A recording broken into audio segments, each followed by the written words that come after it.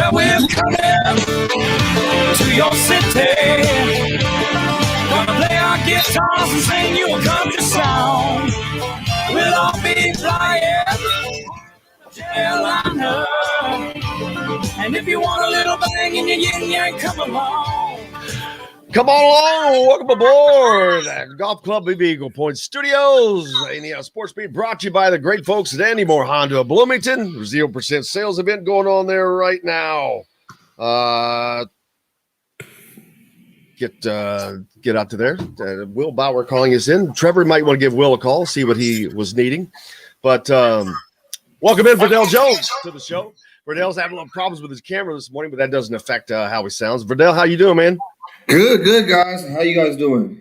Cannot complain other than we're buried in snow over here. Still have tons of snow on the ground. It's cold. I know it's cold where you are. It's called winter, I guess, but not a fan of it.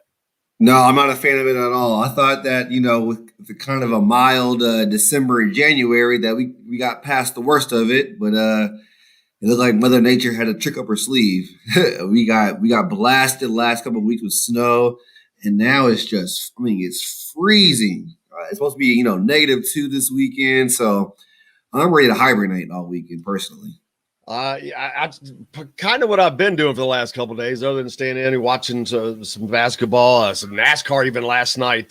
Chase Briscoe, of course, from Mitchell, Indiana, just down the road, running his first NASCAR Cup event ever in the awesome. Twin 125 duels down at Daytona. I think he crashed out in that. That race was delayed by rain till late, so I ended up falling asleep before it ended, but I think he crashed out. But the Daytona 500 coming up this weekend. I know everyone's not into racing. It's just that's one of the signature events of the Daytona 500. It kind of starts the sports season. I know the Super Bowl is in January, but really that's ending the football season. The Daytona 500 kind of starts the sports season for the year, Verdell, if you think about it, I guess. Yeah, it kind of does. You got baseball getting ready to start here soon. You got, NBA's in full swing now. And so it's exciting to, hopefully we have an NCAA tournament coming up, Big Ten tournament. So it's a lot of exciting sports things coming up. So I'm just happy, man, that the basketball season so far has been it's had its problems, but it looked like we will have a tournament. The football season finished out, both college and NFL. So we've been blessed to really escape a lot of major setbacks. Yeah, and we're getting closer. I saw that there was a report yesterday that the United States has purchased enough vaccines for every adult American. That's nice. I'll be glad when it's in my arm. I'll be a lot happier when it's in my arm. But looking forward to that. Indiana they're doing it by age, but they got down to, I don't know if it's where they are, 60 or 65, but they've stopped. And I'm like, I knew it. I'm like going, keep coming, man. I was like, come on, keep coming down, damn it. But that's on hold. But the good sign is the numbers are going down. That doesn't mean that we're going to have fans for the tournament other than maybe family. I don't know. I wouldn't plan on that. But this is I'm thinking in the fall, man. I'm thinking next football season when Indiana football returns, that we can have fans now. And I promise you, there's going to be protocol still in place. We're not going back to just everything like it used to be. There may be mask required. I don't know, or mask advised. A lot of people will probably continue to wear masks. And the one thing I say to people, don't make fun of people for wearing masks. That is the dumbest thing I've ever seen. And I see it all the time. Hell, I've had it happen to some of my friends. I'm like going, because I don't want to catch it, you jackass. I said, that's exactly why I'm wearing it. I'm like, I don't care. It doesn't bother me. I laugh at them. But I've just seen it happen. And I don't get it. I think that's just a fear of the unknown, maybe. I don't know. But just ignorance is what I call it. Yeah, that's exactly what it is. It's just ignorance, and that's why we kind of lag behind the rest of the world as far as this COVID, response. But, I'm just happy things are starting to open back up, especially here in Illinois. They started some of the seasons back up for high school and middle school basketball. So, just to be able to get some kind of normalcy back has just been huge for the state. I mean, restaurants are open back up again. I love going bowling. So the bowling alley is finally back open again. So it's just, whoa. Whoa. Just buried the lead there. Verdell the bowler. Oh, yeah. Whoa, now we're talking. On the Oh, yeah. lanes. Oh, what's Verdell rolling these days? Man, last week I rolled like a 175, 180. That's usually around where I roll. Not too bad. I have a 6-year-old son, so when he comes and visits, that's kind of our thing that we always do. We always go bowling, and he's starting to learn how to put a little spin on his ball. So it's funny to see his little English, baby. Yeah, he put a little extra smooth kisses on it. So, yeah. but man, so it's just happy. I'm just happy that we can do that again, and just have Sunday breakfast. Go to just be able to do stuff again instead of just being stuck in a house. Bowling is one of the funniest things because anybody can do it. It's a great family thing. It's a great friends thing on a Friday. Yeah. And it's something a lot of people don't think of. I was in a bowling league until I was like 12. When I was a kid, there was something to do on Saturdays. And I'll never forget it. My mom bowled. My mom bowled like 200 something average. I was like, what? Rolling, man. Rolling the dice. My grandfather was actually he did some professional bowling in his days, and it kind of just carried on down to me. So I love it, man. They don't really bowl a lot here, but so it's good for me because when I go in there, it's usually just me in there. So I get to bowl as many games as I want, have a couple beers and just really enjoy. So now that I can do that again, I'm extremely happy. Man, there used to be a lot of bowling alleys, not as many as there used to be. Is there even one in Bloomington? Man, there used to be one like my freshman year, then it closed. North Bloomington, and it just I don't know if they have any. I think they might have one still. I'm not sure though, but even here, like I said, they don't really use the bowling alleys too much, and I've even thought about purchasing the one I always go to, and just in case it ever goes to where they might run out of business. I gotta have somewhere I can go and still have some fun. Well, I've got some good news for you. There are 2 bowling alleys in Bloomington. Oh, wow. Nice. So there you go. Classic Bowling Lanes and IMU Bowling and Billiards. So, yep. Yeah, there you go. I'll have to go out and visit them. So we'll see if talk about a great winter activity too. Something to do right now. Yeah, that's great. That's funny. But man, I remember doing that with my daughter.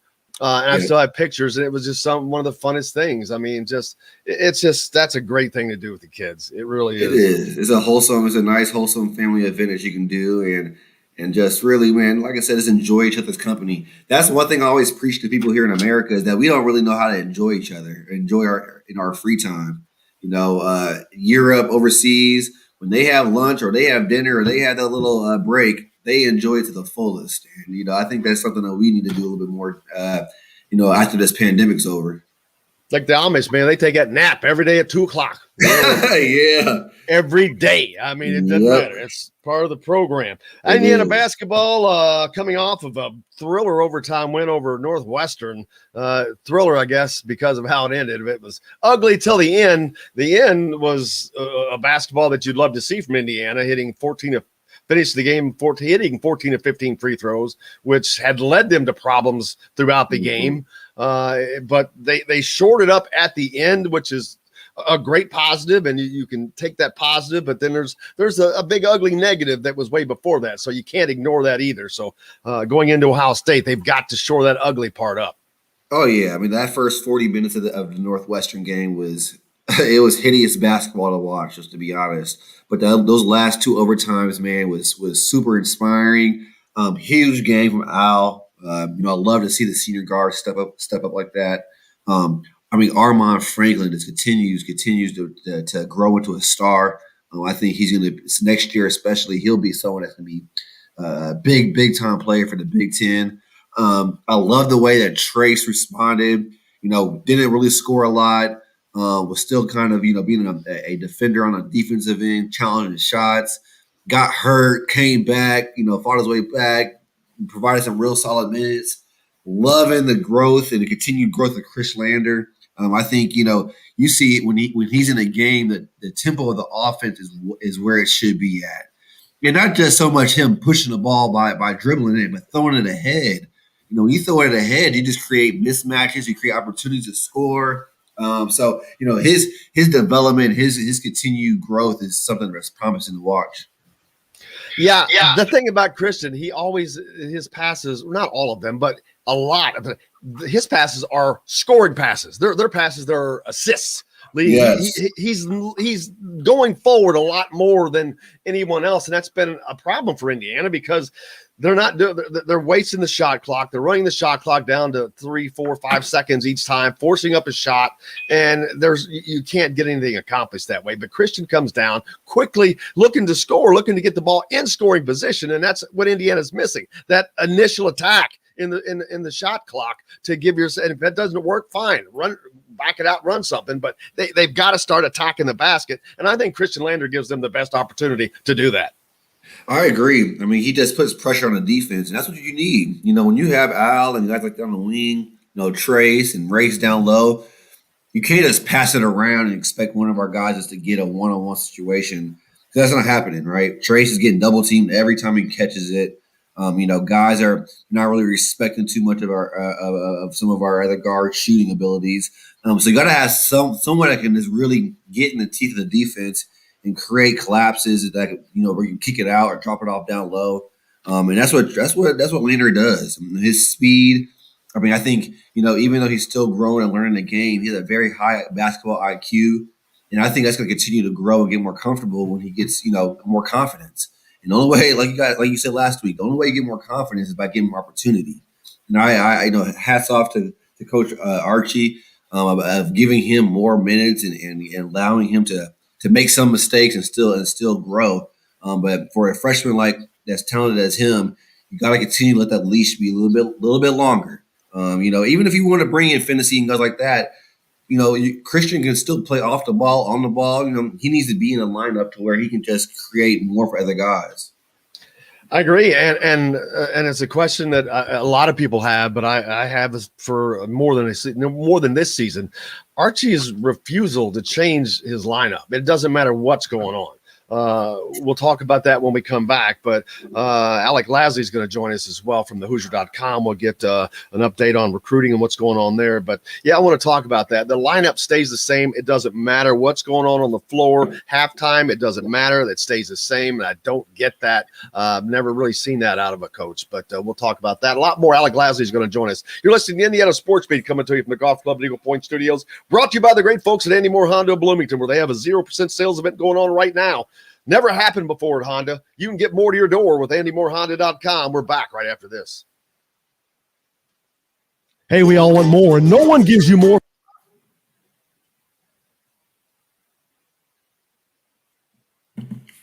Man, Bubba Wallace almost won that second race. He did? Yeah. Do you know who he's racing for? His team now is partly owned by Michael Jordan. Yeah, I was about to say that. Yeah, that's pretty cool, man. I know Jordan's he's a big race car fan. Well, he's a North Carolina guy, man, and that's where it's from. Yeah, that's true. My family lives in the Charlotte area. Really? Is that where you're from originally? No, they moved down there when I was a kid. Gotcha. Okay. Actually, on this very day, I'd have to see how many years ago it was, but it was on this very day. Wow, that's crazy. So have you always lived in Bloomington, dude? Oh, no. I moved here 2 years ago. I moved the show here just because of the show. Okay, cool. I'm from Southern Indiana, New Albany, Jeffersonville's down by Louisville. Yeah, yep. My grandpa lives probably 3 blocks from is that Oxford? Oxmoor? No, what's the mall in Louisville? Oxmoor Mall, yeah. And St. Really? Matthew, I think. Yep, he lives right down the street from there. No kidding. Yep. Well, that's where the Top Golf is.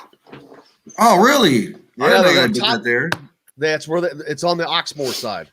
Okay. I haven't been there. Yeah. If you're ever going down to visit, let me know because it's an easy trip for me. We'll meet you at Top Golf. Man, definitely. I love Top Golf, man. Yeah, I've never really. I've been to one once, but not participated. So yeah, that's the only place I could blast the ball and not worry about it going straight. Just let it rip, man. I mean, exactly. Not have to worry about hitting anybody. Alex, how's it going, Alec? Good. How are you doing? Cannot complain. Good. Alec, are you on the East Coast right now? Yeah, actually back in the Midwest for a couple of days, but then heading back out to the East Coast then next week. Gotcha. I was wondering how the snow situation was. Yeah, I know we were supposed to get a lot more over the past few days, but I think they it either passed or it turned into kind of a little bit more rain. This world, okay. world-class golfing. And but I know we're going to get more next week. So that is waiting for you not looking forward on to your that. next visit to friendly West Baden.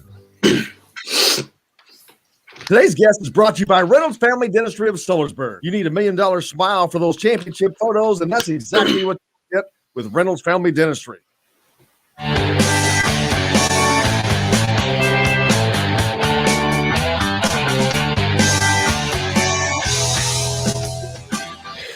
Welcome back, guys. Indiana Sports Beat coming to you from the Golf Club Eagle Point Studios on this cold, frigid, snowy day. Brought to you by Andy Moore Honda of Bloomington.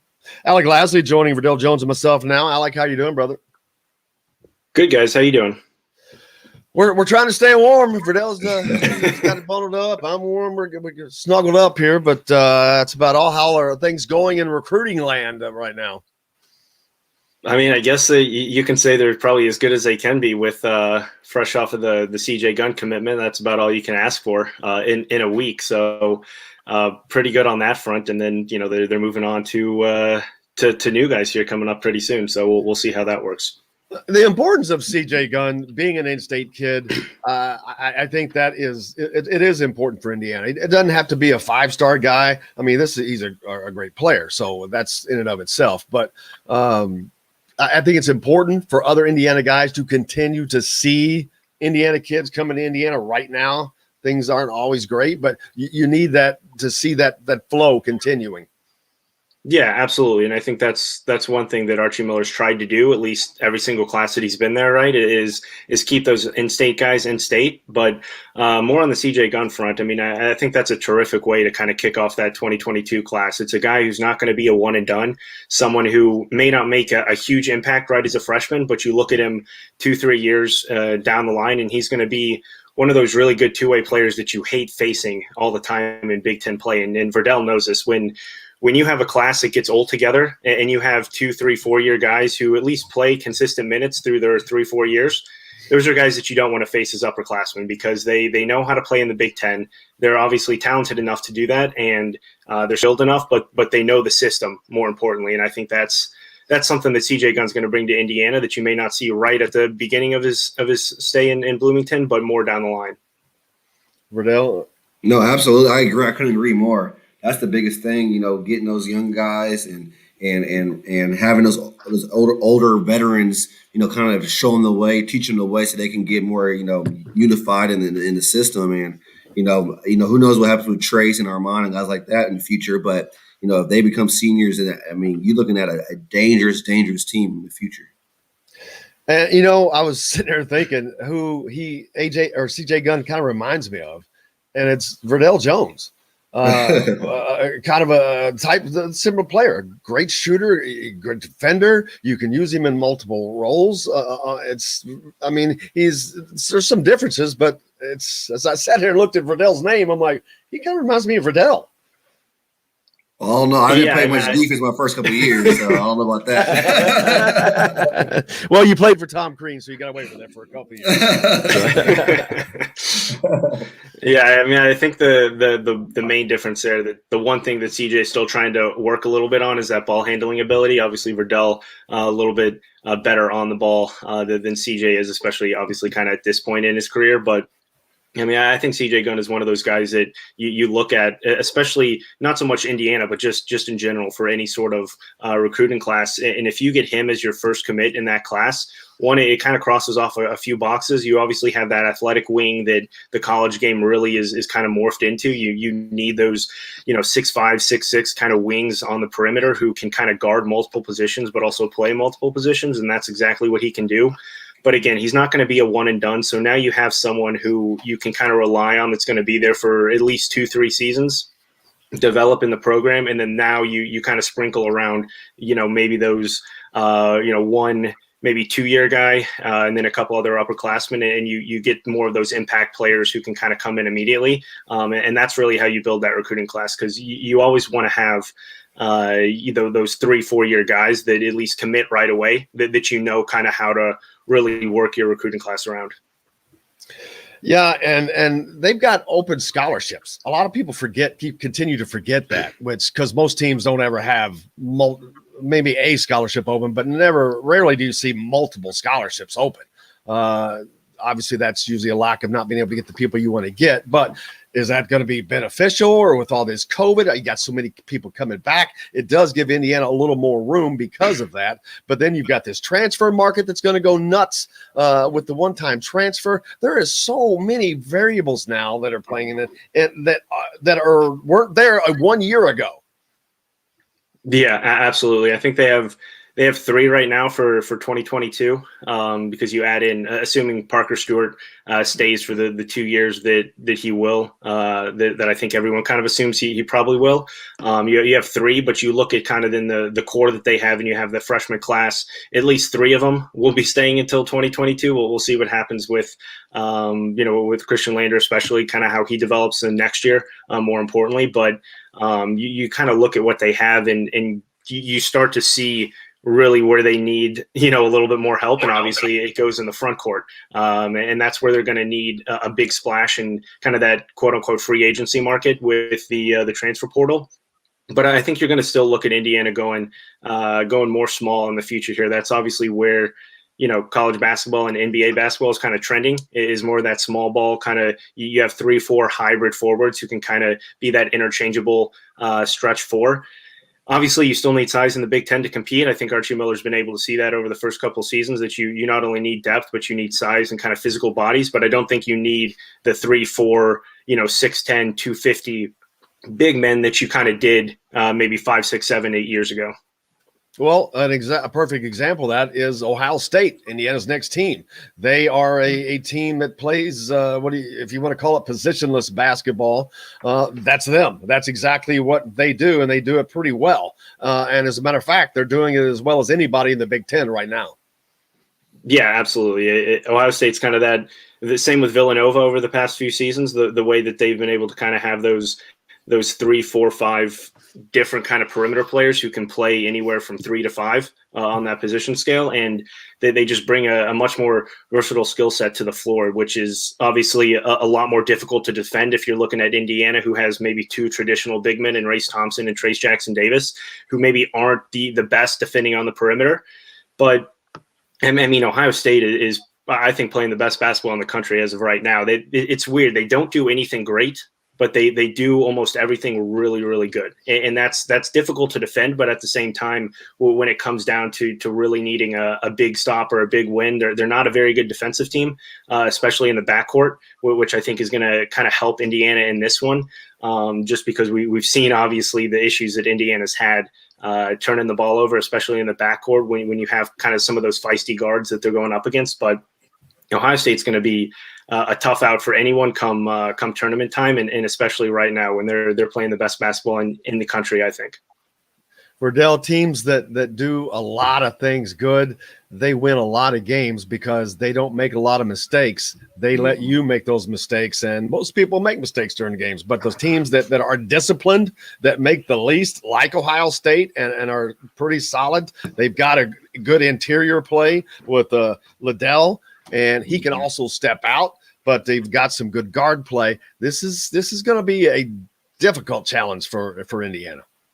I definitely think it will. I mean, they're Ohio State's like Alex says, playing probably some of the best basketball in the country right now, and they're playing confident basketball, which is even scarier. When you have a team that's disciplined like they are, very well rounded and playing confident, that's tough. But I think Indiana has a lot to build off of on the last game. I thought that they really showed determination and grit and to overcome a lot of the obstacles that they in that Northwestern game. So they just got to go in there and play confident in our guards. Armand, Lander, and especially Al. They just got to continue to build off last game and what they've been doing.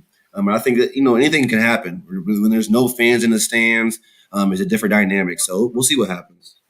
Well, one thing I'll say, yeah, just real quick, going kind of into that, obviously with the no fans. Obviously, we've seen Indiana pretty much in every single game come out with probably the slowest start in any sort of team in the country. They're really not able to get much going in the first 5 to 7 minutes. And you look at obviously coming off of a double overtime game, not a lot of rest. The one thing, Rob Finney has to play better on Saturday, or Indiana probably will get run out of the gym. They're just not. They haven't shown the consistent guard play from game to game, obviously, and especially coming off of a double overtime game, we don't know really how they're going to respond with a team that still plays a lot of freshmen and a lot of underclassmen. So, Rob Finney, this is a game where we're going to see a lot and learn a lot about him, which is obviously frustrating because as a junior, you should probably know what you're going to get at the current moment. But he needs to step up in order for Indiana to come away with a win, especially off of a double overtime game and short rest. Yes, right. As far as recruiting goes, what's coming up next? Anything in the pipeline right now? I know this is not the time where a lot of recruiting is going on. Everybody, the high school kids are playing. There's no visits. Just saw that the football, the moratorium on visits for football was recommended to be extended out as well. That's going to continue through all that, but the recruiting doesn't stop.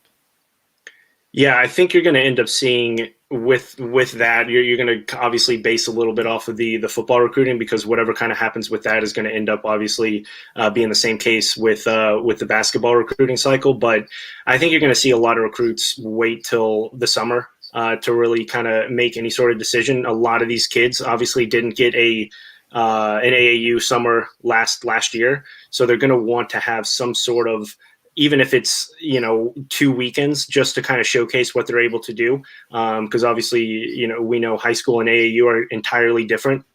So I think you're going to see a lot more guys wait till the summer, but then I think you're going to see a lot more commits right after the summer instead of waiting till the spring, which may be kind of the main difference from years past.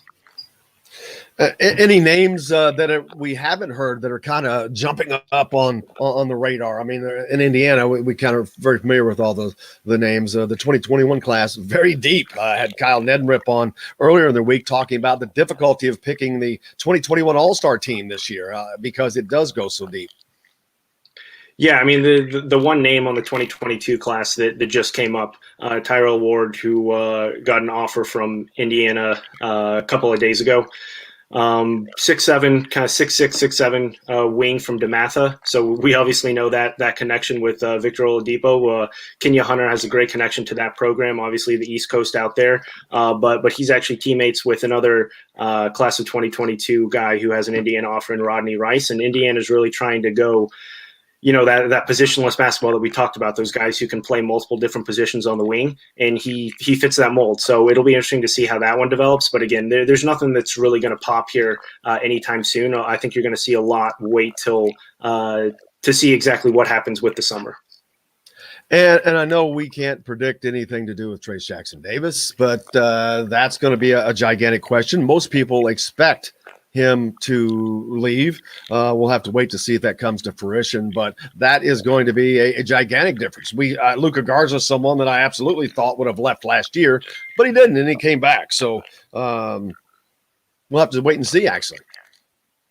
Yeah, I mean, that's the biggest question mark above all for Indiana. Obviously, if he comes back next year, it takes away, a lot of different weaknesses that you may have with that roster. But at the same time, I think you look at it, and if you do lose him, either way, Indiana's still going to look at the transfer market, and it's going to be a lot more appealing for sophomore, junior, even a senior grad transfer to come to Indiana with that open roster spot from a guy who is going to end up averaging 20 and 10 and was a focal point of that team. So I think either way, it's kind of a win-win position for Indiana. Either you get Trace Jackson Davis back for another year, or you go land a highly sought after recruit who's looking for obviously to be a major part of some sort of team. Joey Bronk, also someone who could come back next year. There's no idea what he's going to do, but I personally don't think he would probably come back after, if you miss an entire season with a back injury and you're on your way out, and with a big guy like that, if you don't have a basketball future, I don't see him putting himself through the wear and tear of doing that, but we don't know. Yeah, I mean, you can look at it that way. You can also look at it, obviously, he came to Indiana to play in Assembly Hall, play in the NCAA tournament, kind of be part of that history. Obviously, didn't get that last year, hasn't gotten it this year at all either. It'll be interesting to see if he returns this year at all. I mean, you had kind of an 8-week timeline of when he had the surgery back at the end of December. So we're coming right up on that here in the next week. We'll see. We'll learn a lot more about his potential availability here in the next week or two. And again, even if he's able to provide, maybe 5-6 minutes a game, that's obviously something that Indiana doesn't have right now, and it would just make Indiana a little bit deeper because he's obviously not one of those guys who you need to score. He's just in there for depth, rebounding, and that physical play. Yeah, he's talking about that All-Star game, man. That could be, maybe that's something that gets fans, is one of the things that gets fans back into the stands this summer when that rolls around. That would be great to see in Indianapolis. But Indianapolis is going to be full of basketball coming up. You've got the Big Ten tournament, the NCAA tournament, and then the IHSA tournament followed immediately afterwards. There's a lot of basketball coming up in Indiana. Yeah, definitely. Obviously, a great time to be in Indiana for all of that. Let's hope that some fans can sneak their way in there for at least one or two of these events, especially in the summer. That would be great for just the state of Indiana and obviously all the basketball fans around here. What have you got for the folks to read at thehoosier.com? Yeah, obviously we're going to start with the pregame prep for Ohio State this weekend. We have the full game preview up there right now, and then just focus a lot on obviously this last stretch for Indiana. Obviously, one to see if they're going to end up playing in March or if they're going to end up like they were the past couple of years and watching it instead of playing. And obviously that'd be a tough pill to swallow, especially with playing the NCAA tournament in Indiana this year. Alec Lasley, give him a follow on Twitter, and you can get him at thehoosier.com. Thank you, sir. Appreciate you. Appreciate it, guys. Stay warm. You bet. Alec. We're back. Verdell Jones and myself will be back with more Indiana Sports Beat from the Golf Club Eagle Point Studios, brought to you by Andy Moore Honda of Bloomington. Andy Moore to your door, AndyMooreHonda.com. We're back after this. Welcome to your extraordinary. Yeah, there's a weird noise. It sounds like one of those Ghostbuster ghosts. Do you hear that, Verdell? I don't hear it. It's coming from your mic. Verdell's mic. Yeah. From my mic? Yeah, when you talk. That's what it is. That's weird. Be like the Gremlins got into Verdell's computer this weekend. It just jacked his mic up, jacked his camera up. They messed with him. I don't know what's going on, dude. It's awful. I don't know. Yeah, it is. It wasn't like that earlier. Now I can hear it. Is that better? Yeah. Yes, that's perfect. Okay, cool. What'd you do? I just changed something on the microphone on here. That's perfect. Okay. Sound clear as a bell. Sorry about that. Oh, that's all right. Man, I don't. TJD, that's going to be interesting to see what he does. It is. He's got the athletic ability. He's crazy athletic, but man, he's showing some signs that I think GMs may not like. But I don't know if they say, okay, that's something we can fix though. But yeah, just even watching it now, Northwestern game, he's not going to be able to post up those guys in the NBA. So he has to create some kind of outside jumper, outside presence, And that's, I hate to be critical on a guy like that because he's a very talented kid, but I'm just thinking from a GM's perspective, what they're thinking, what they're probably saying about him. Well, it's constructive. It's not really critical. Yeah. It's constructive. It's just, hey, man, because it's want to see him succeed, and those are the things he's gonna have to do. I mean, because he's crazy talented. His athletic ability is freaking nuts. When he gets pissed off, he's a different player. He is. He definitely is. It's like, but he can't piss himself off, unfortunately, and he can't seem to get pissed off until he's way into the game. I mean, I like those guys that come out and they're ready to punch you in the mouth at the tip of the ball. Right, exactly. And I think, when he played Illinois at Assembly Hall, I thought he came out, aggressive or angry or pissed or whatever you want to say, because obviously who he was playing against, Big Kofi. But if you're going to be that NBA caliber player, you got to come out every game like that almost, and be aggressive.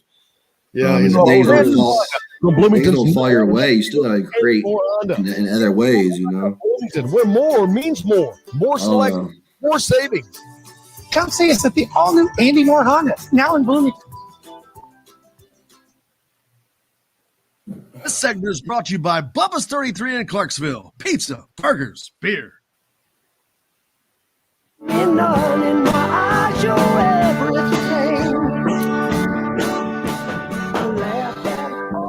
Welcome back, Indiana Sports Beat, here on this Friday. Brought to you by the great folks at Andy Moore Honda of Bloomington. They have a 0% sales event going on right now. That's never happened. Honda has never done a 0% sales event. You can get 0% APR financing on a Honda.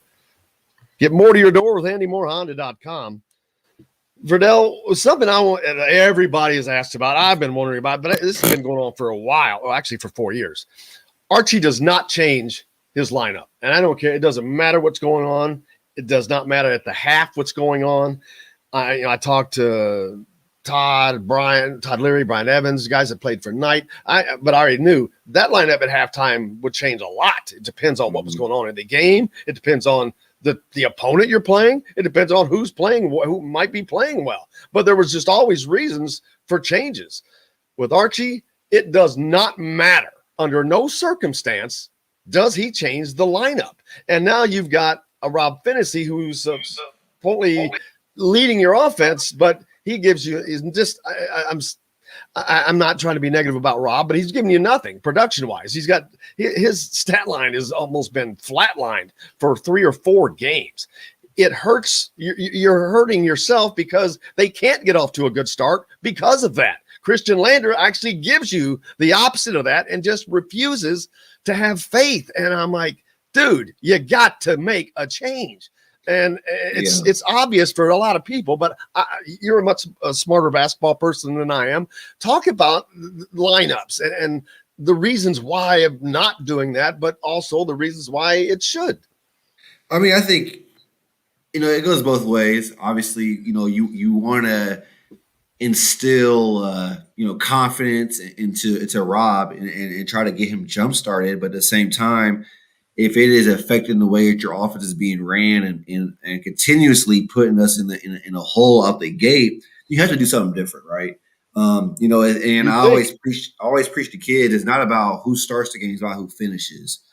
So if Rob coming off of the bench gives him that much needed motivation to be the player that we all know he can be, and so be it. The Big Ten in basketball period is all about adjustments, right? You got to be able to adjust and put out the best 5 to succeed. And right now, I think that you're right. I think Lander is someone that if you were to start him, I think it would be huge for his confidence, and I think it would get a lot of those other guys going. It'll get Al, it'll get Armand, it'll get Trace maybe a little bit more going in the beginning, just because Lander puts so much pressure on the defense.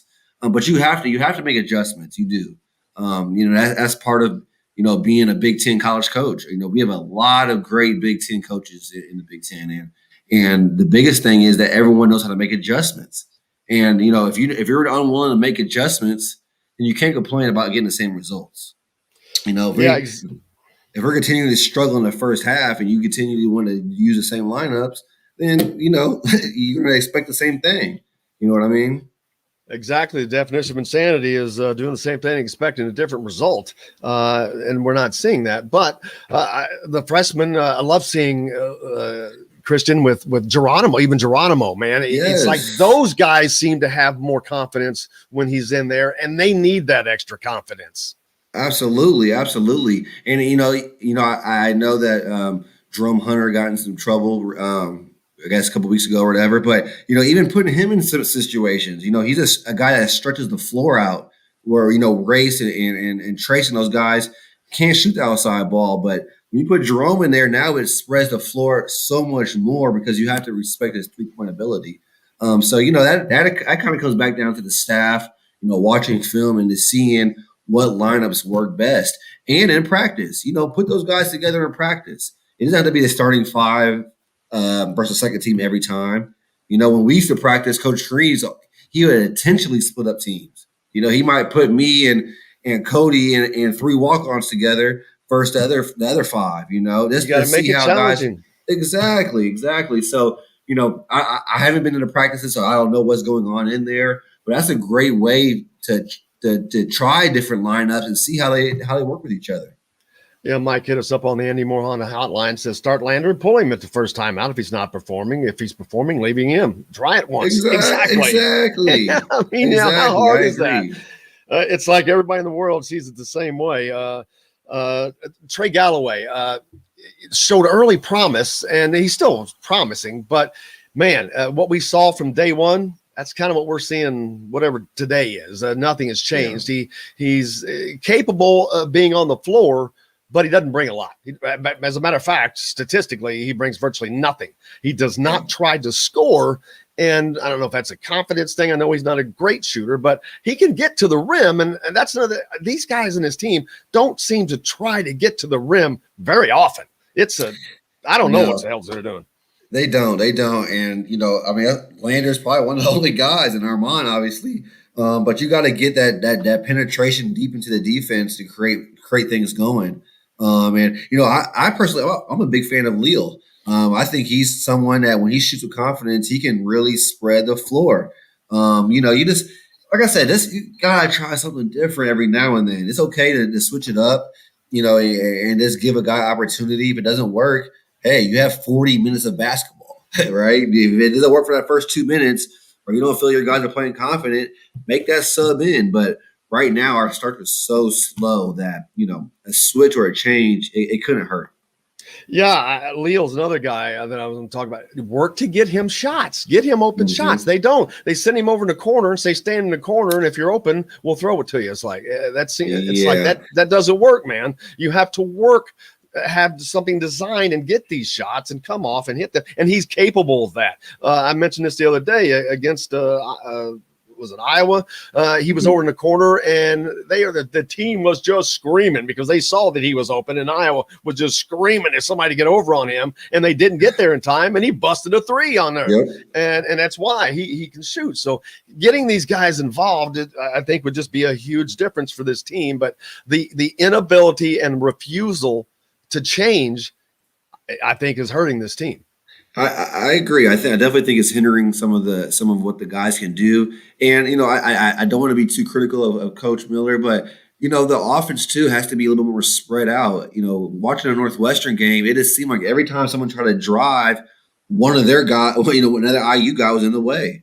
So we got to figure out a way just to keep it a little more spread, keep the spacing good, and just put guys in opportunities and situations to where they can succeed. Don't put a guy in a place where, you don't want Race or Trace catching on top of the key where they're not going to really be a threat. Put them in that little short post area, that elbow spot, or put Lander and Trace in a pick and roll action at the top of the key. I think every time that Lander and Trace are doing that pick and roll, it always creates something. It creates a good look, creates an open opportunity, a dunk. There's something nice. So I think, you gotta really, be critical of yourself as a coaching staff and see how ways that you can improve and make your team in better positions. Absolutely, because they have the opportunity. As of right now, they're still in the tournament. The win over Northwestern, I said, I don't think that it helped them, but it didn't hurt them. So there's kind of where they were. They're around an 11 seed basically, but they could be one loss away from being bounced. Now, if they play Ohio State close, I don't know that loss would kick them out. If they get handled, that may boot them. If they win, if they beat Ohio State, they're in and it's done unless they were to lose out the rest of the year. But if they beat this Ohio State team who has beaten Wisconsin twice, beaten as a Northwestern twice, they've beaten Rutgers twice. They've won some big games. I think that Ohio State, like I said, is playing better than anybody now. That's because Michigan's been on a hiatus. So now Ohio State's the flavor of the day. What happens to Michigan, by the way, Verdell? They're coming back, I think, Sunday. They've been on this long break.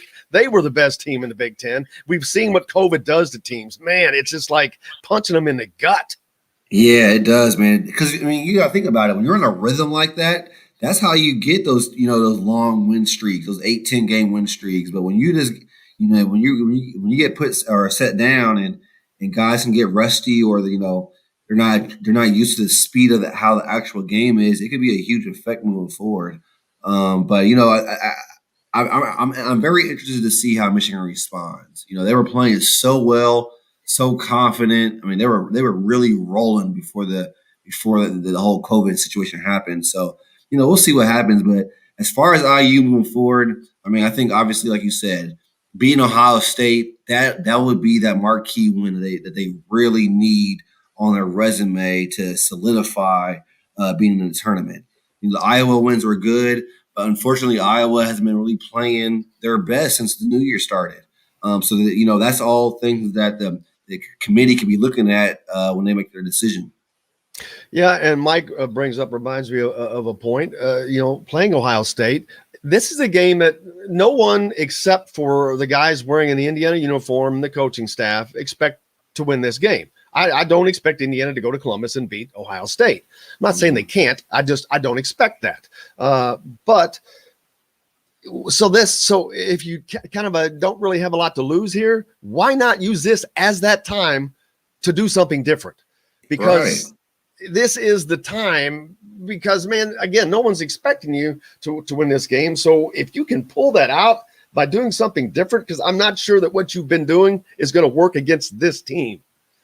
Exactly. I always use the baseball analogy. If you keep on throwing fastball after a while, they're going to sit down on it, So if Ohio State is expecting that fastball to come, throw them a curveball, put Lander in there, put Jerome Hunter in there a little bit more, create a situation to where the scouting report can't be depended on, it can't be looked at by, all right, this is what they're going to do on this play. This is the guys that are going to start. This is how they're going to be playing, switch it up. The unexpected sometimes is what is needed to win a big game like this. Purdue got beat last night. They took on Minnesota, so 71-68 in Minnesota. So Minnesota keeping themselves alive in the tournament. I think that the Big Ten is going to end up getting 9 teams in. I don't know who that 9th team is going to be. I think it's going to fight between Indiana and Maryland. But because those teams have kind of floated in that position there, and but man, every win is crucial. But even tough losses, like I said, if you lose to Ohio State, if you keep it respectable, the eye test is going to be very important because I think if you playing in the Big Ten this year, you get a little grace because everybody knows who you're playing against week in and week out. Yeah, for sure.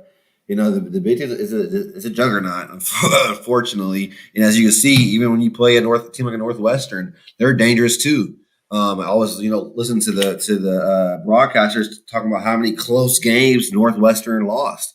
I mean, even including the Indiana one. So if they could close out a couple games, they're in a different situation. So it's just, the Big Ten's loaded this year, and every game does count. Every game does matter. I think that should be something that should be motivating for IU. This is a great opportunity to go out there this weekend and get a huge win and really put a big stamp on that resume. The only game tonight is Illinois and Nebraska, so nobody gives a crap about that. Nebraska is just god awful.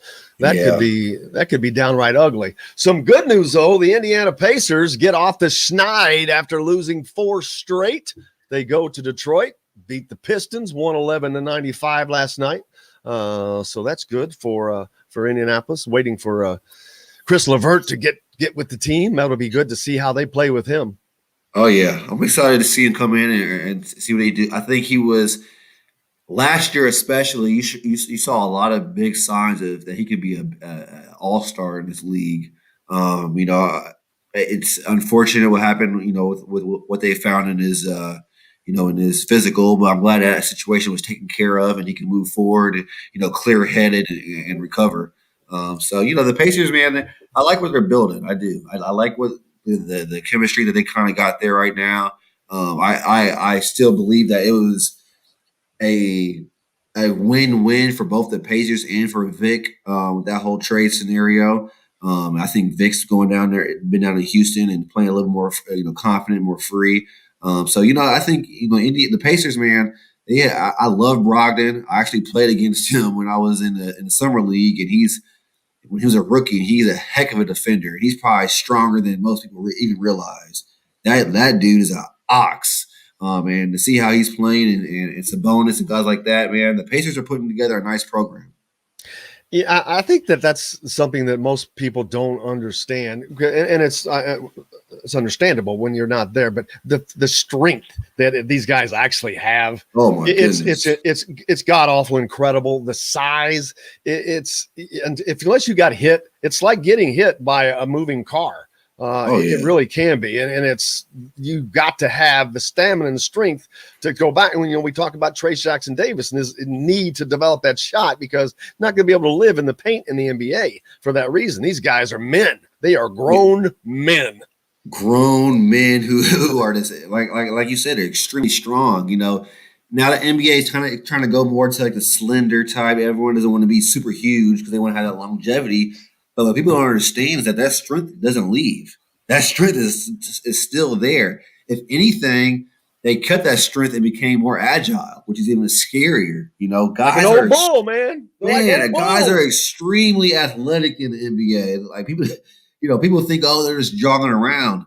Well, it looks like that to you, but really they're going way faster than any normal person is going. It's just everyone out there is athletic and strong and can jump.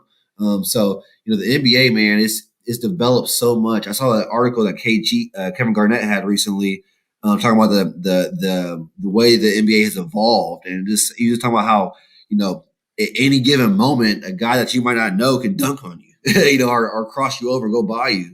I mean, it's an athletic league. I was rewatching it just because it popped up for some reason, but Cody Zeller, the dunk on. That's a poster. I mean, I'm like, please give me that picture. Cody. I mean, Cody's a great athlete, and Kimbo was one of the great players in the NBA. I mean, that just shows you, though, it doesn't matter who, man. It's like, wow, these guys are just. I don't want to call them freak athletes because it's not to be freak, but they're different. These guys are different than me. They're different than me, as I can say. It is, man. When you're 6'9", 6'10", a wing. Think about that. A 6'9", 6'10" wing who can jump like that, who can run faster than a guard. I mean, it's unbelievable how athletic those guys are. And that's why, when we were off the air, I was talking about, Trace, having to develop this another aspect to his game.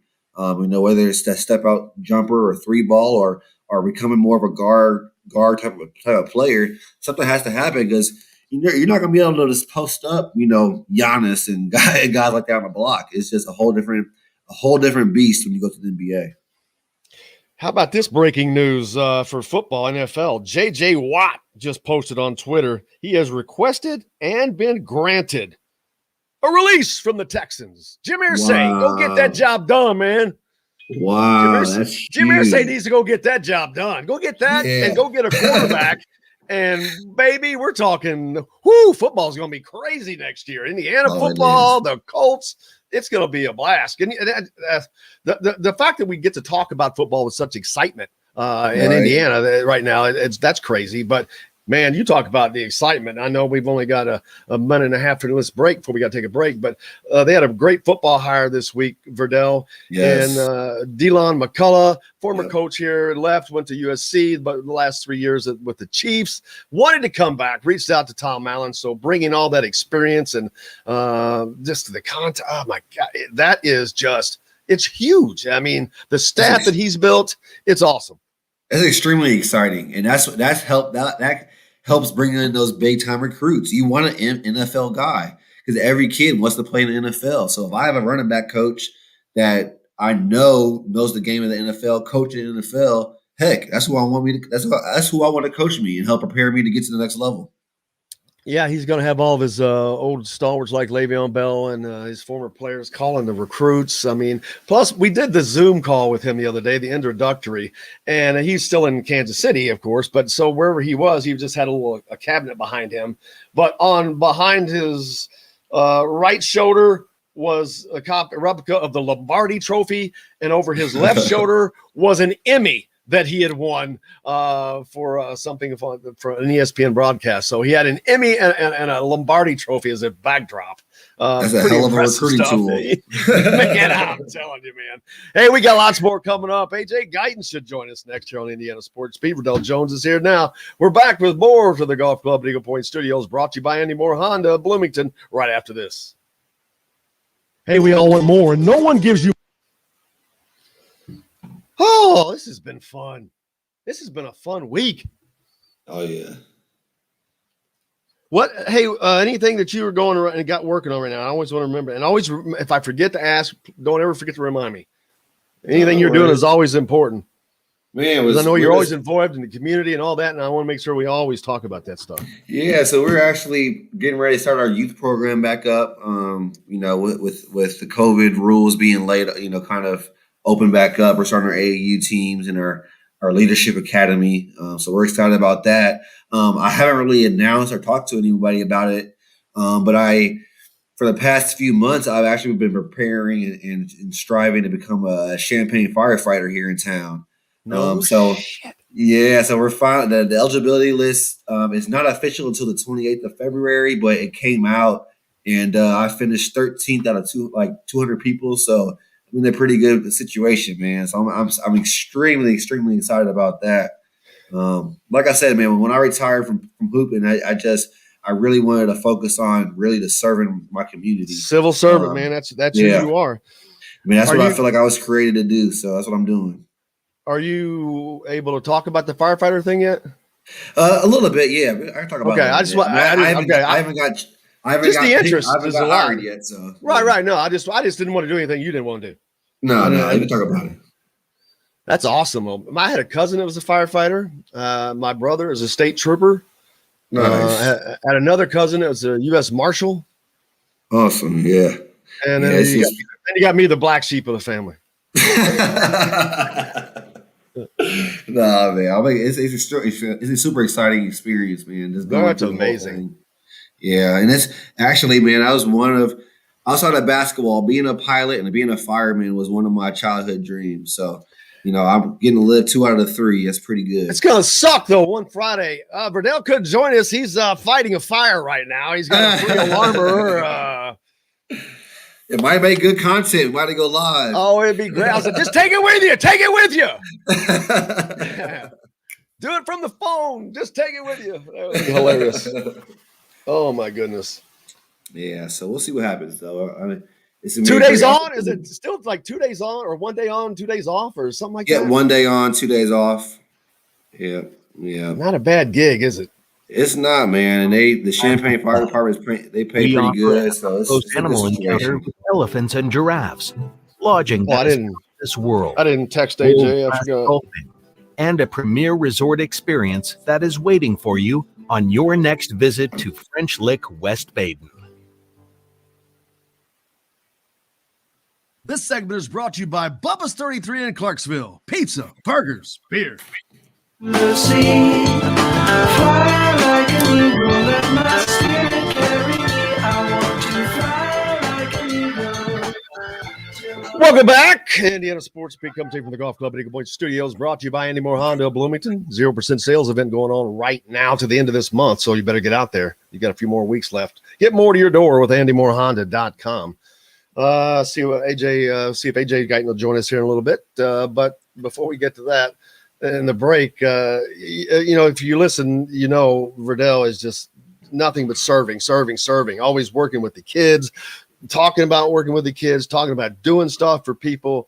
And now he just dropped by. He's continuing with his civil servancy, or trying to. Verdell, I just got to congratulate you for and his wife's a doctor. I mean, it's helping people, man. That's all you guys do. Yeah, man, that's what I truly believe, when I retired from playing basketball, that was what I really wanted to do. I come from a long line of generation of people who serve. My grandpa was a pastor in the community. My dad works with the young people and the youth, and it just kind of trickled on down to me. And I started my youth program in 2019, but I just felt like I wanted to do more.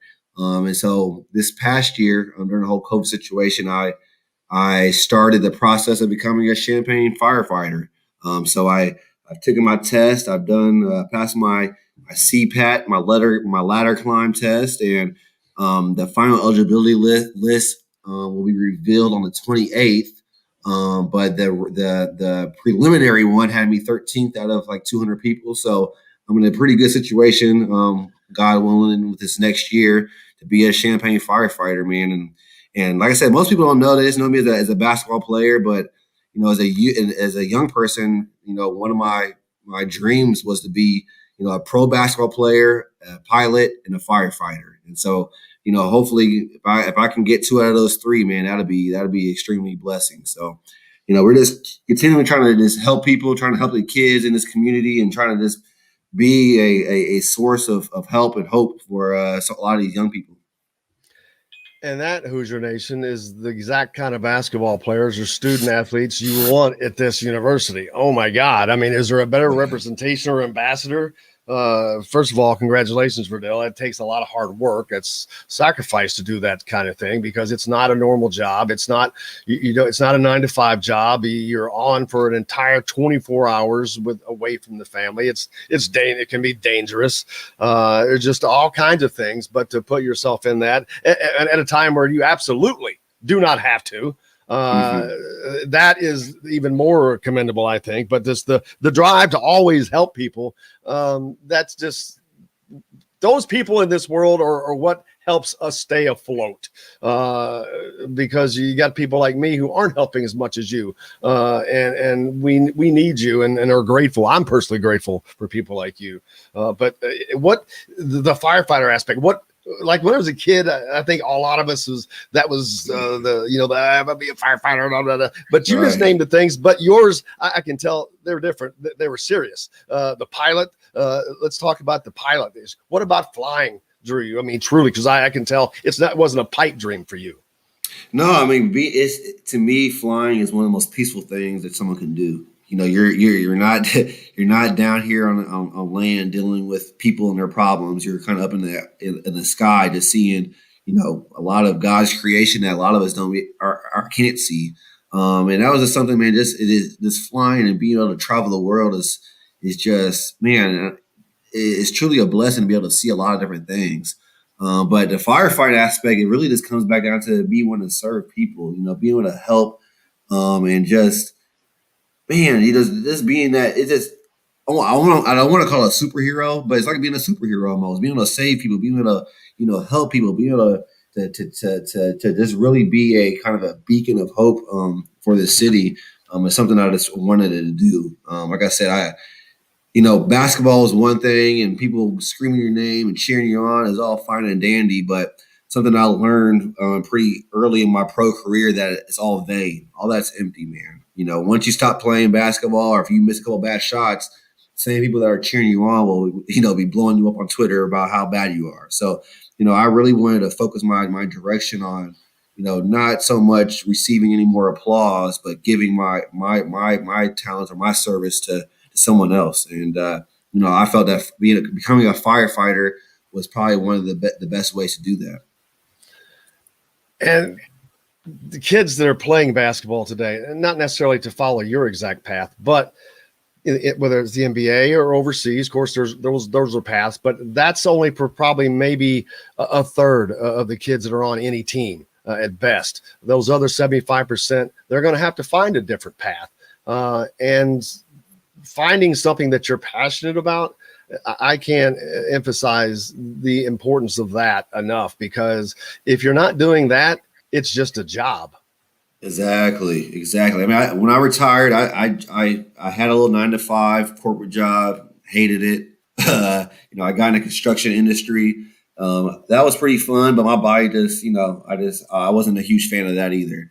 And then, I just really, I prayed about it quite a bit, talked to my wife about it, and really just made a decision to make that jump, man. And it's something that, every single part of the process has been fun. It's been inspiring. And so that really encourages me to know that this is the direction I need to go and I should be going. So, we'll see what happens. Nothing is official yet. I haven't been hired yet, but just to know that I'm in a situation to where I could fulfill that part of my dream of life is exciting. 13 out of 200, you're hired. Thank you. We'll see what happens. Well, a lot of that too, because my brother's a state trooper, and he stays in shape, man. He's 50 years old, but he's in shape, and that's a big part of it. And especially, there's no one needs to be in better shape than a firefighter because of what you guys are doing. But it's just, I can see you're going to end up being the spokesman for the Champaign Fire Department. There's no doubt about that. Well, we'll see what happens, man. Like I said, I'm excited about it. I think it's going to be a great opportunity. My brother decided to do it too. No kidding. I brought along one of my first year in Greece. I had a teammate named Darren Williams. He played at UIC. He's from Louisville. Stop. Who's that? His name is Darren Williams from Louisville. He played at UIC. We played actually together my first year in Greece at Peristeri. That's one of my closest friends, that I made from playing overseas. And I actually encouraged him to become a firefighter. So I'm 13th on the list and he's 14th. So we'll see what happens. He went to Champaign to do it. Yeah, he went to Champaign. He lives in Chicago right now with his wife and kids. And, he came down for my wedding in the summer and fell in love with Champaign as well. And so he jumped on board and did the whole process as well. And so, like I said, I'm 13th on the list. He's 14th. So if we could get in there together, man, that'd be awesome. When you say UIC, is that Champaign? University of Illinois, Chicago. Okay. Yeah. Not Darren Williams that played in the NBA. No, it's a different Darren. Well, I was trying to figure out I wonder where he went to high school in Louisville. I'm very familiar. I don't know his name. Is it East, maybe? Well, there's an Eastern high school there. Yeah, he went to Eastern. I think he went to that school, Eastern.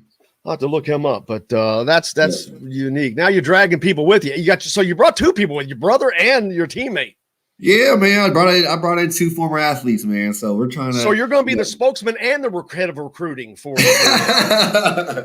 We'll see. I think it's a great service for a lot of ex-athletes. Personally, to me, the schedule. You do work 24 hours straight, unfortunately, but you get those 48 hours off too. And athletes, man, we got to stay in shape. I see a lot of ex-athletes who, once they retire, they just get sloppy and just, just get out of shape. And I think being a firefighter and serving community is a great way for guys to stay in shape and to be selfless. A lot of times athletes are looked at as being these selfish people and people who don't want to do any hard work or anything like that. And I think this is a great way to show that we're not like that. Let's see, Verdell. Tim hit us up on the text. Andy Moore Honda hotline says Verdell used to fly on the court. There you go, Verdell. Hit us up on the whichever way you can hit us up on the text line 812-269-6367 or however you messaging us that you do. We'll get to those text messages when we come back. This is some positive ones. Let's have a positive end to the day, and that's me saying that. So let's have some fun and end this Friday out. We'll be back with more Verdell Jones, Jim Coyle coming to you from the Golf Club at Eagle Point Studios, brought to you by Andy Moore Honda of Bloomington. Right after this. Hey, we all want more. No one gives you more for less than Andy Moore Honda.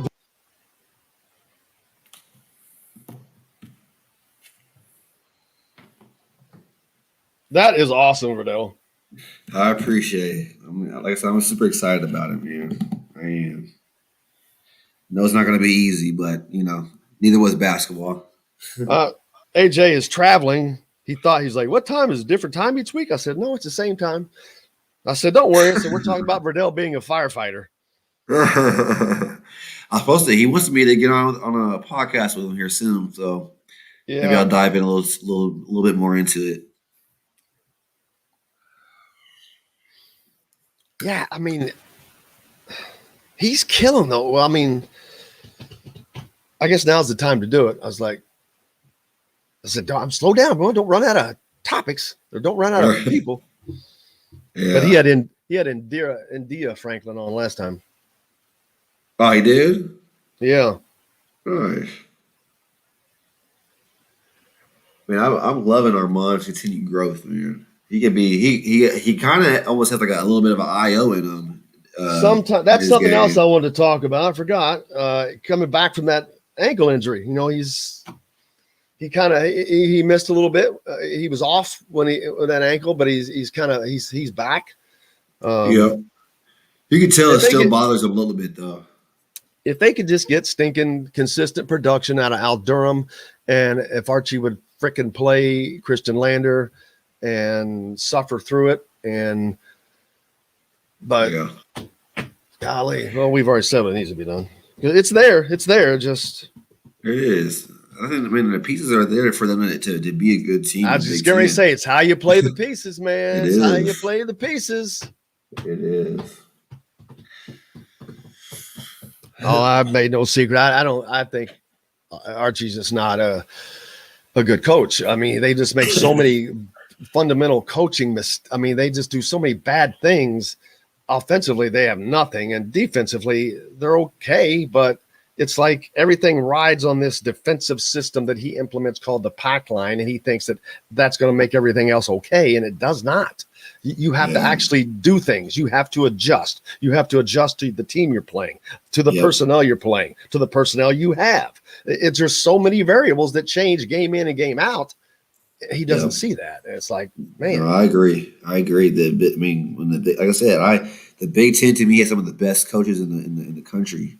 Just because of that right there, they know how to prepare for games. They know how to scout. They know how to and a premier resort experience. It should never be a time where teams come down and know what play you're running and and call it out for you. That's just not a good look.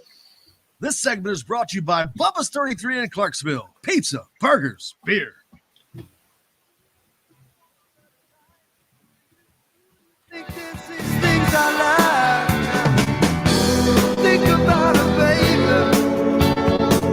I'm gonna take it to the heart. Oh, welcome back to the Golf Club at Eagle Point Studios, brought to you by Andy Moore Honda of Bloomington. 0% sales event. Get more to your door with AndyMooreHonda.com.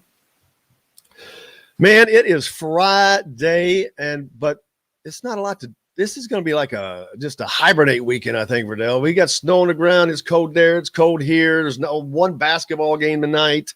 The football's over.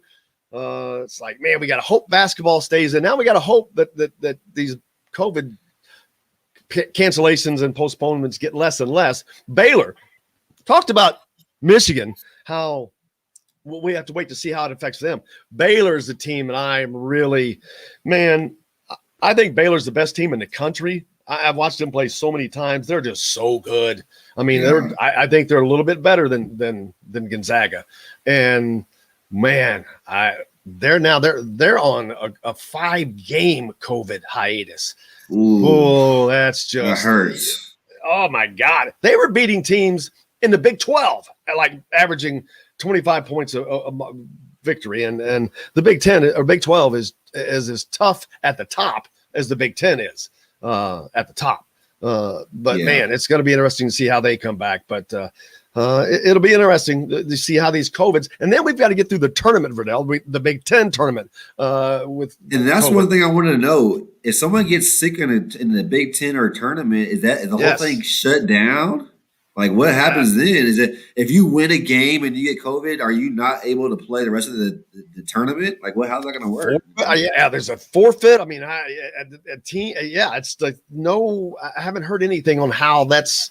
I think maybe they're hoping to not have to talk about it, but that has to be a discussion on because how do you? There's no way I can imagine getting through that number of games with that number of people.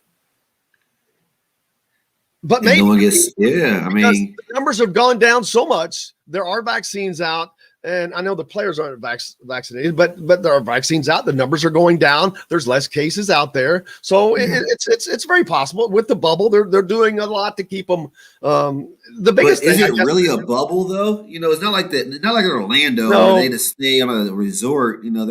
They're still moving around in different cities and stuff like that. This is but I think they're not allowed to leave their hotel floor, or maybe. Oh, really? Okay. They're pretty isolated. They are pretty isolated. They're all going to be sequestered in hotels.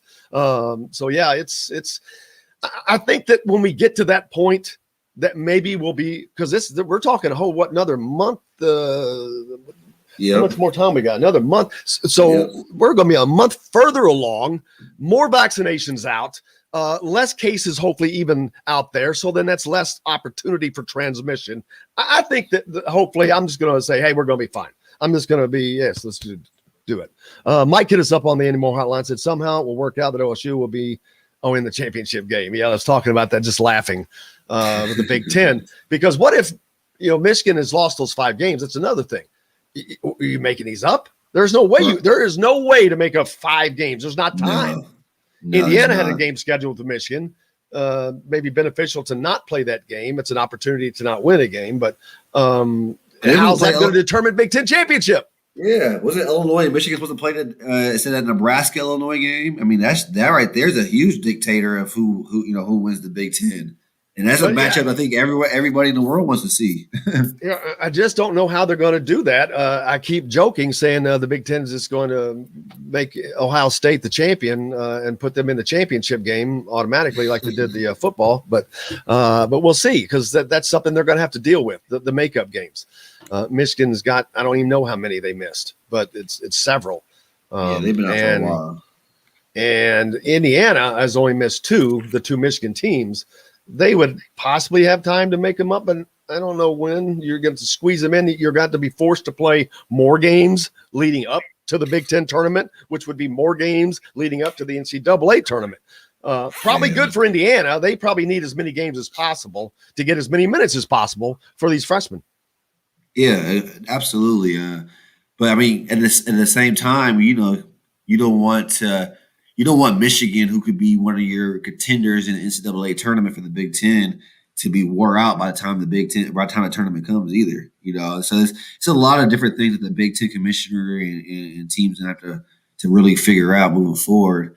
It's going to be another test on the commissioner to see what he does. I think that he flopped in as far as the football season went.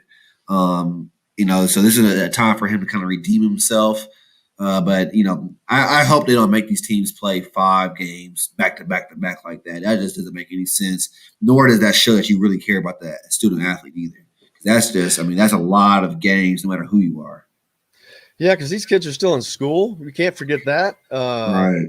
There's this, and there's the NCAA tournament that will follow. So there's just a lot to lay it on. Plus all the sacrifices that's already been made, which is immense.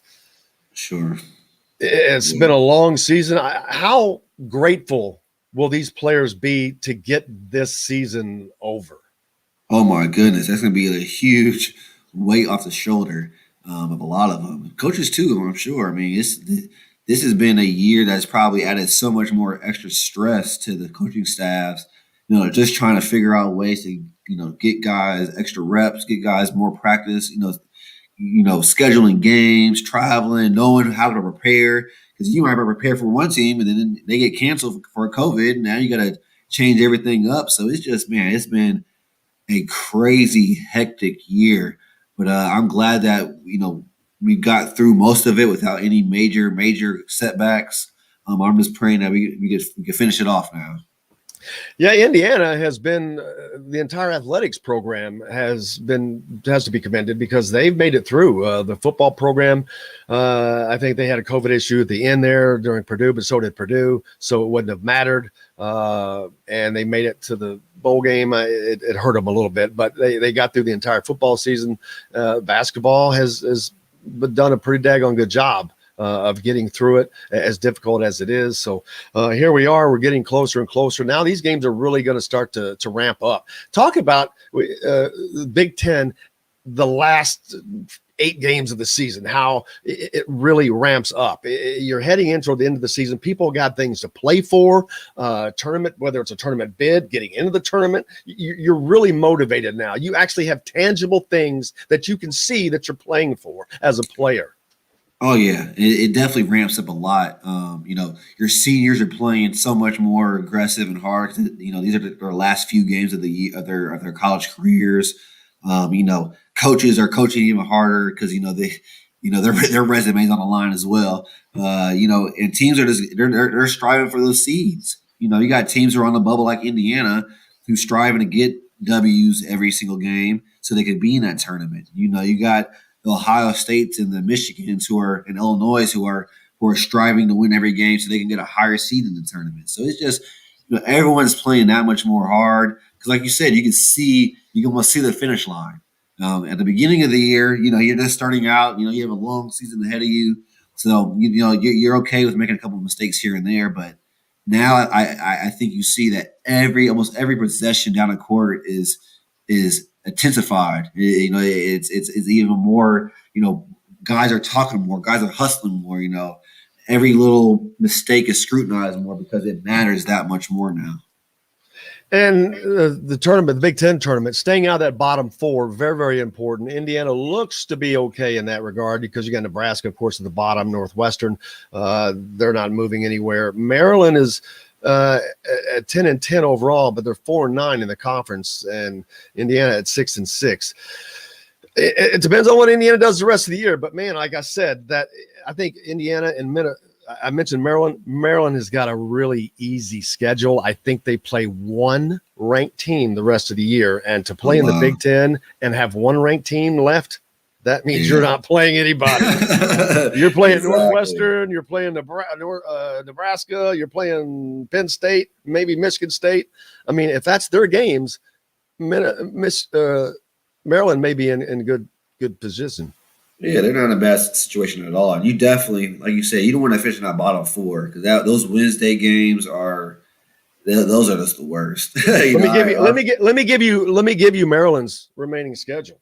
Okay. They just lost to Ohio State. Okay, but now they've got Minnesota at home.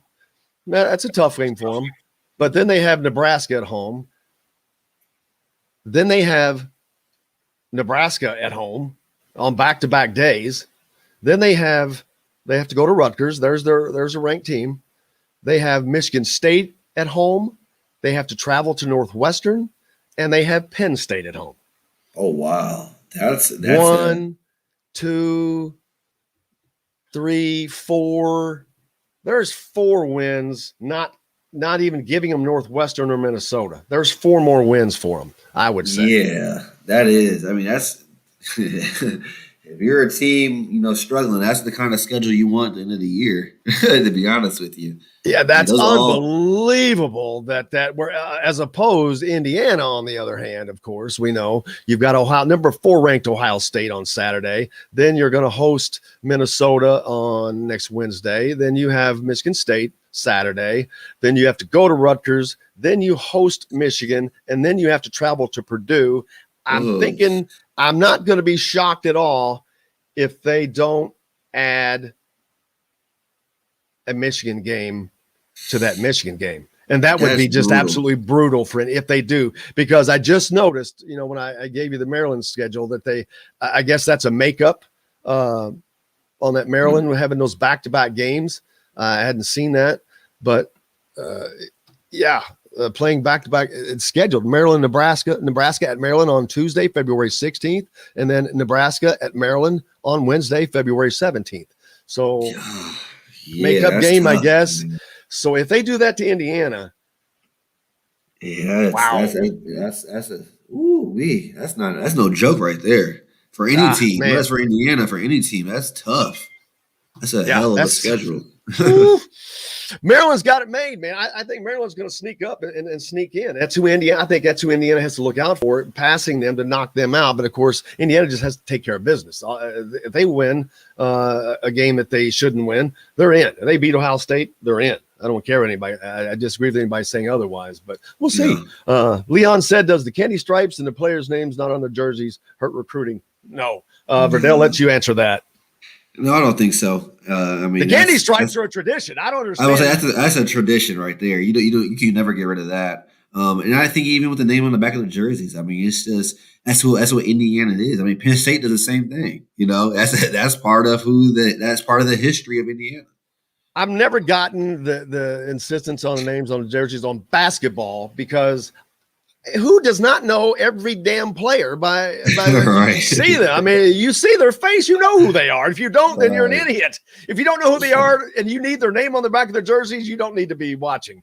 There's that. But no, I don't think so at all either. I mean, I think it's just tradition there, but I don't care about it. Now, football, it's a different story. You got to have it. That's why they changed it back. They tried that in football, and it didn't work because it doesn't make sense. Absolutely. I will say one thing I would think that would be cool for recruiting is if they did have one alternate jersey that they use every now and then. I agree. Bring one alternate jersey that's pretty cool and just use it every now and then, and I think that'll satisfy everybody. I am so too. Maybe I don't know, like the script, Indiana, the script in gray or something. Anyway, that'd be real nice. Hey, it's been a blast as always. Verdell Jones is the king, man, and I cannot wait to do this again, Verdell. We'll get AJ back on here next week, and we'll look forward to that. Thanks to Alec Lasley. Man, I hope you have a great warm weekend and a great time with your family. Man, you too. Stay warm, stay safe, and we'll see you guys next week.